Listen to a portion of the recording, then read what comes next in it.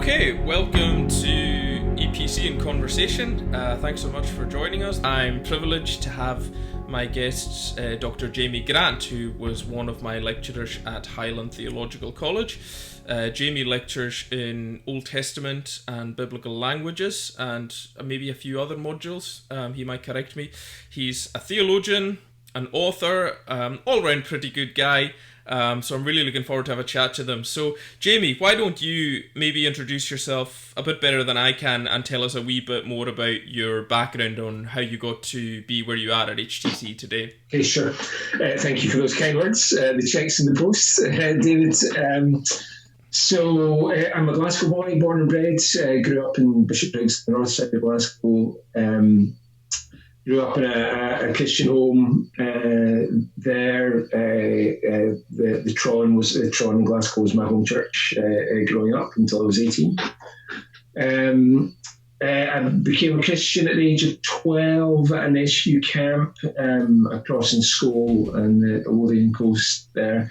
And so how did I get here? That's kind of a longish story. So I studied law at Dundee when I was 18. I realised very quickly that the law was not for me, and I was thinking throughout that time maybe about some form of ministry. So through a whole set of circumstances, I felt called to missions work abroad. I worked with IFES, the International Fellowship of Evangelical Students in Poland for 7 years.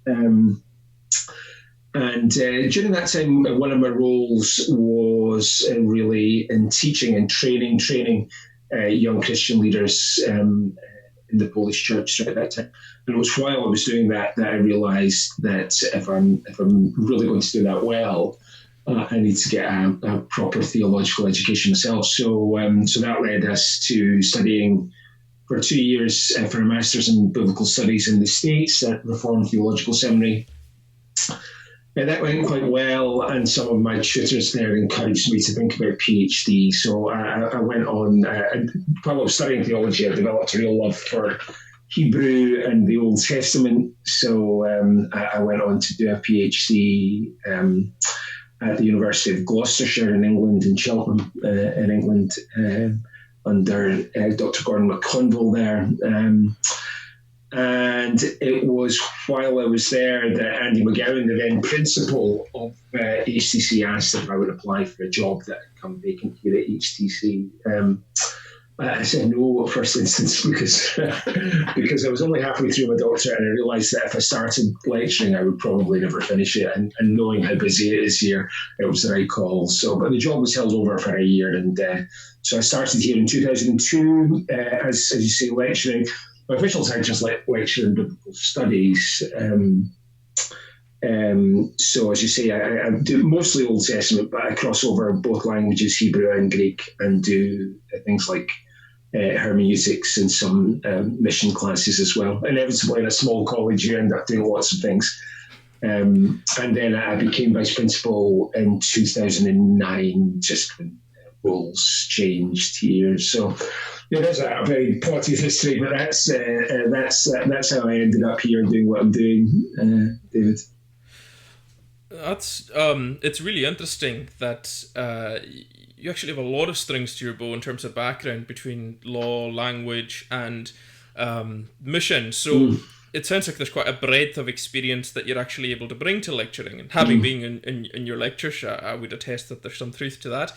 But I failed to mention that you are, as you said, vice principal of HTC. So I wonder if in that role you could tell us a bit about, we're all walking through the pandemic, and it's brought change to all of our lives. So in terms of running a theological college and trying to keep giving people a theological education and getting them ready for ministry, what kind of changes, if any, has it brought to you at the college, and how are HTC handling them?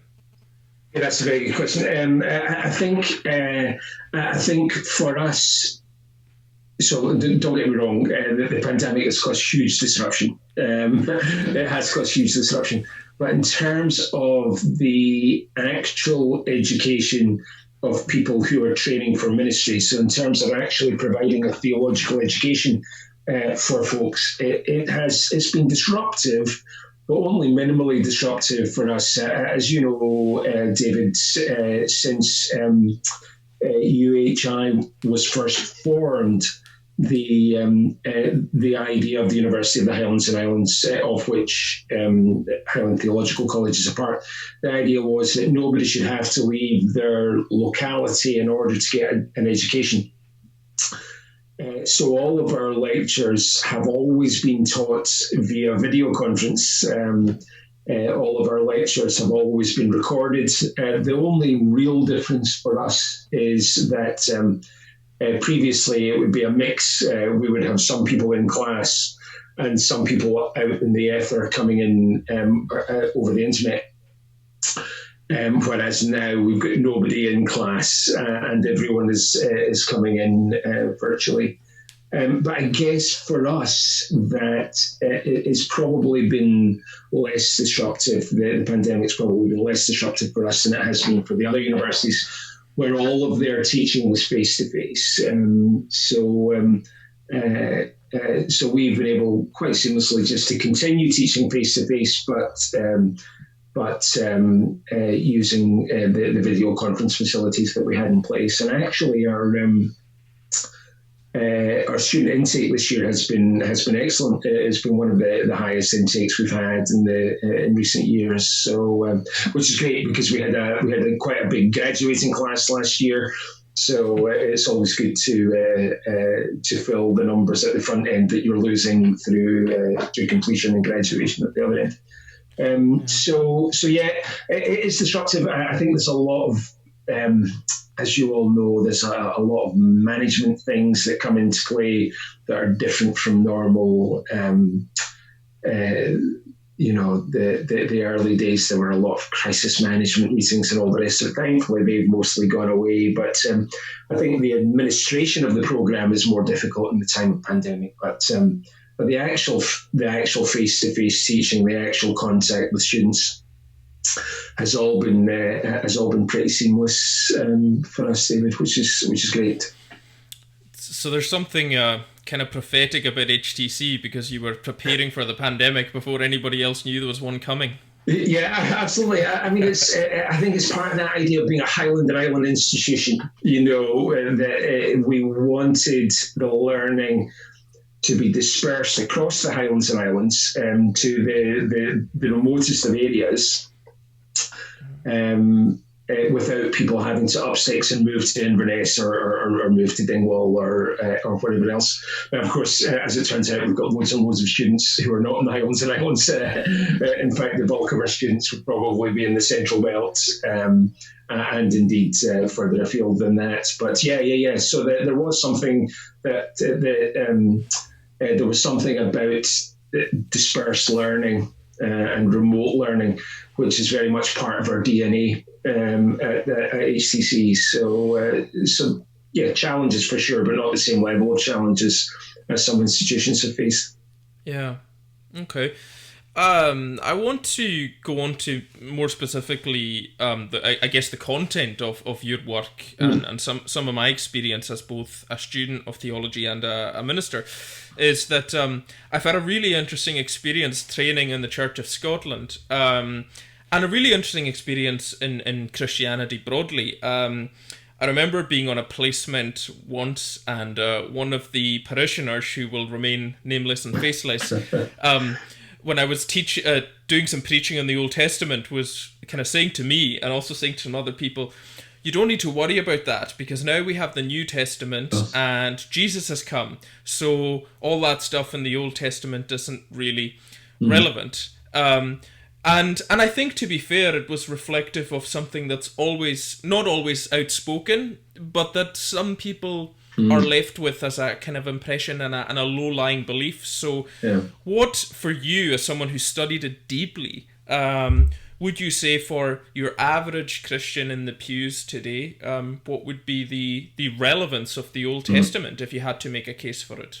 Okay, so let me say this bluntly from the get-go. You cannot understand Jesus apart from the Old Testament. You cannot understand who Jesus was. You cannot understand what Jesus did. And in short, you cannot understand the New Testament apart from the Old Testament. So yeah, in some ways it would be nice and simplistic, in a sort of simplistic way, if we could just say, yeah, that's gone. We're doing something new. We're doing something different. We don't have to worry about that. But of course, we just rob ourselves of so much by our kind of. We have difficulties with the Old Testament, don't we? And because we have difficulties with the Old Testament, we tend just to opt out in the church by and large. But by opting out, we rob ourselves of a great deal. So,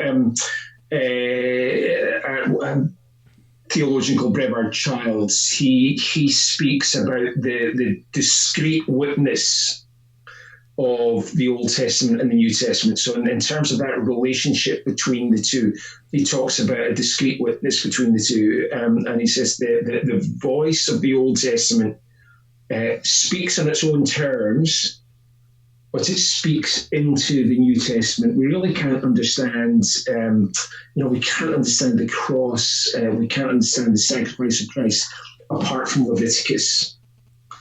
And, not a book that we delve into all that often, but the truth of the matter is that we really cannot understand the passion narratives. We cannot understand the Easter story apart from that background in the New Testament. We can't understand, Jesus' use of the Son of Man language apart from the Old Testament. The other thing that I would say, David, is that so many of our bedrocks of Christian spirituality are actually drawn from the Old Testament. So the imagery of God as our shepherd, the imagery of God as the father of his people, the imagery of God as our rock and our refuge and our shield. All of that spiritual vocabulary that is so much part of the songs that we sing, so much part of the way in which we view God is actually drawn from the Old Testament. So yes, there are challenges. There are definitely challenges in reading the Old Testament because it's a very different world from our world. But quite clearly, what we see is that the New Testament doesn't negate the Old Testament. There are some things that are finished because of the work of Christ, but a great deal of our spirituality is drawn from the Old Testament, and indeed we just can't really understand the Christ event, and we can't really understand the New Testament apart from a good grasp of the Old Testament. So that's why it is still really worth grappling with, and it's important that that you're preaching from the Old Testament. It's important that folks are reading the Old Testament and grappling with some of the challenging questions by all means, but actually grounding themselves in a spirituality that leads on to the work of Jesus. So.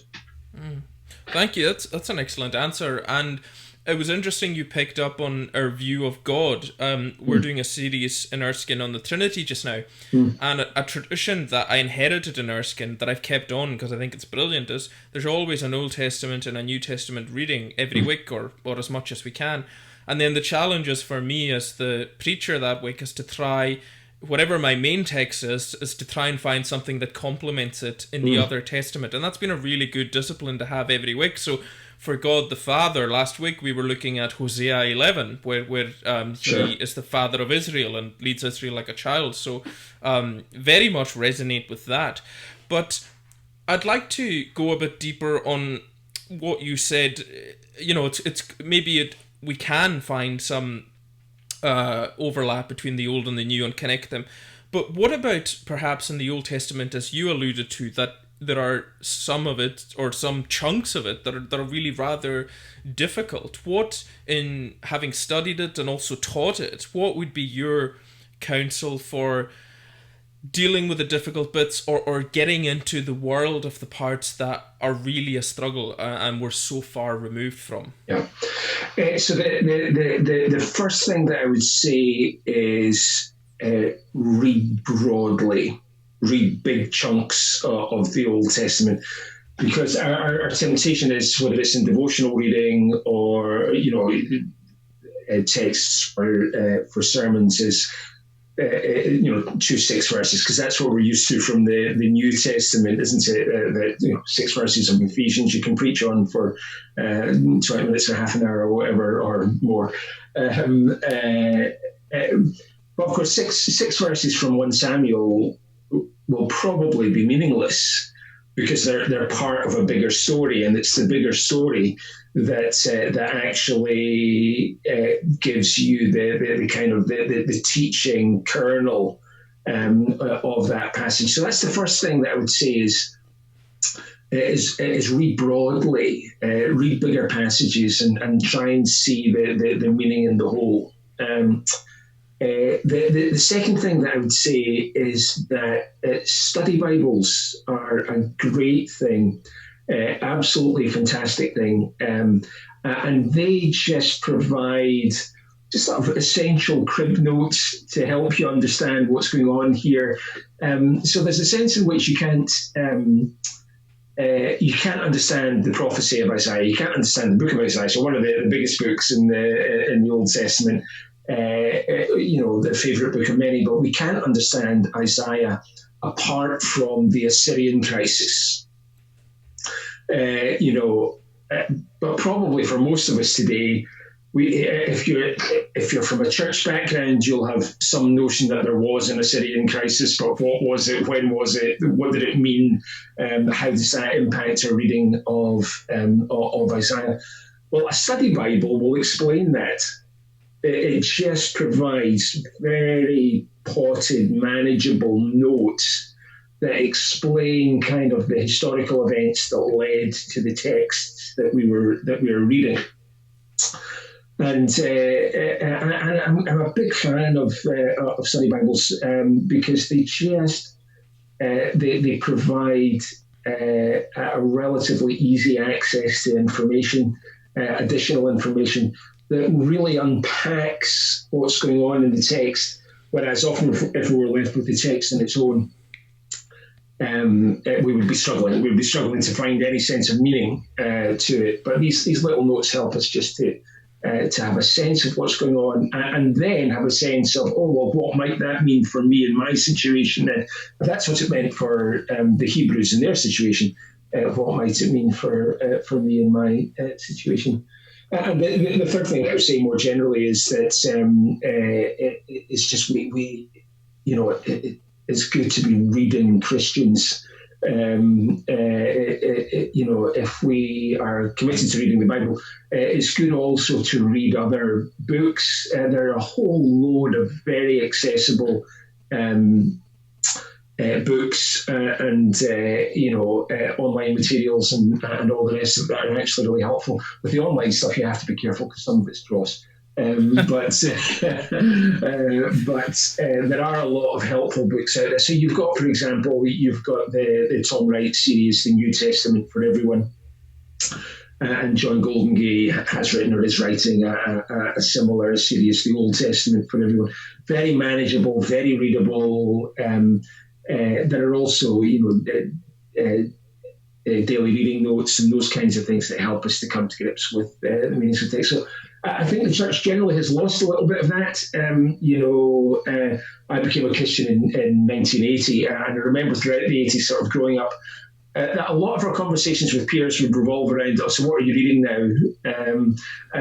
And it would revolve around the sort of Christian books that we were reading and all this. So I'm a big fan of reading generally, so I encourage everyone to read broadly. But as part of your broad reading, just try and get hold of some of these very accessible, very readable commentaries that that just help you to understand what's going on in the text. I mean, we describe ourselves as a people of the book, don't we? That's how the church in Scotland has typically been characterised. But obviously, culturally, we're more and more removed from the world of the Bible, so we need aids. We need things to help us draw nearer to the world of the Bible and see how it's relevant to our world today. Yeah, that takes me neatly onto what I was going to pick on next, because you mentioned that it was important to try and get some help to understand the Bible in its own world before we look to see what the Bible means in our world today. And you teach a course at HTC to people like me on how to interpret the Bible well. What would be some of the takeaway lessons that you would have for, you're sitting there with the Bible and even with the study Bible? What are some of, if you like, the main guardrails to interpreting it well? There's a big debate. You often hear about some people take the Bible very literally. Yeah. Some people take it more figuratively. What are the sort of things that help us navigate that? Yeah, it's a very difficult question because, and of course, we spend 12 weeks going over that in class, and I have you reading some of the most difficult books that you probably read. And yes, amen to that. Your time at HTC. What the image that I like to work with in terms of interpretation is this idea of reading with the grain of the text. So just as wood has a grain, and if you're working with wood, you always want to work with the grain rather than against the grain, because if you work against the grain, the wood will split. So it's working with the grain of the text. And yes, the worlds are very different. The two horizons, as they're often described as, the horizon of the biblical world and our horizon today are in many ways very different, culturally, historically, linguistically, in terms of worldview. All of these things are very, very different. And yet we can still pick up a text that was written potentially 3,000 years ago, and there's a common grain of humanity to it.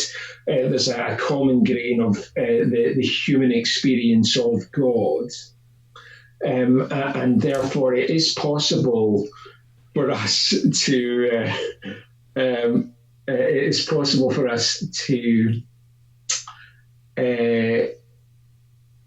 read the text, recognize something of what's going on there, and see avenues of application, avenues of how this text is relevant to us. So I think that there are two aspects of this, David. So I think in terms of application to the real world, it's fundamentally grounded in close reading of the original text, so what we call exegesis. So really reading the Old Testament text for its detail, finding out what it is that it's really talking about, finding out what was the rhetoric, what was the thrust, what was the argument that the original author was trying to make. And then once we ask that question, that deep questions based around the deep reading of the original text, then I think the avenues of application often become quite easy. So if we ask and answer the question, what did it mean for them? Then that bridge to what does it mean for us becomes a great deal easier. We are in the middle of a global pandemic that's causing a lot of fear and anxiety, rightly so. It's as people keep saying, unprecedented. You have taught some courses, and I believe still teach some courses on the biblical theology, on the story of the Bible as it keeps developing and unfolding.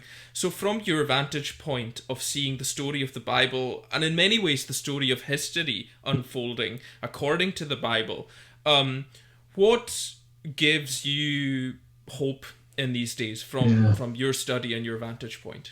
Yeah. It's a good question, because I think everyone gets down. Even the most stable people, I think, find psychological challenge in these days that we're facing. There are lots of things that give me hope, but I think so as you know, David, I'm primarily a Psalm scholar. My PhD was in the Psalms, and there's a small collection within the Book of Psalms. There's a small collection of Psalms 93 to 100, which are called the Yahweh Malach Psalms. The Yahweh Malach, Yahweh reigns, the Lord reigns. That's the theme of these Psalms, and I think in many ways you could probably say that's the theme of the Psalter as a whole, the Book of Psalms as a whole. That's what gives me hope. If there are two, I wrote an article on this recently. There are probably two catchphrases that reflect the ideology of the Psalter, the ideology of the Psalms, and they are Yahweh Malach and Le'olam Hasto in Hebrew. So they are the Lord reigns and His love endures forever.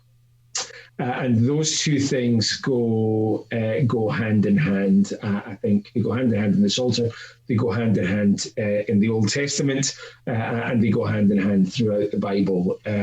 Our God reigns, and His love endures forever.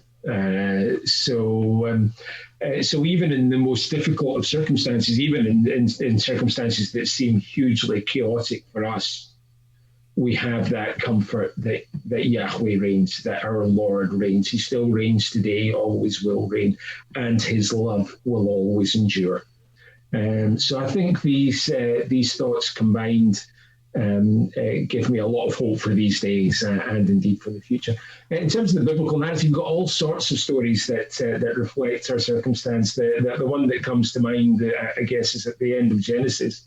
With the famine throughout the ancient Near East and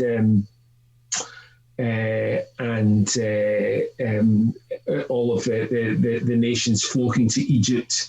And yet, God had put Joseph there for that time and for that purpose. And his summary of the whole events, when he's speaking with his brothers, is, "You intended this for my harm. You intended this for evil.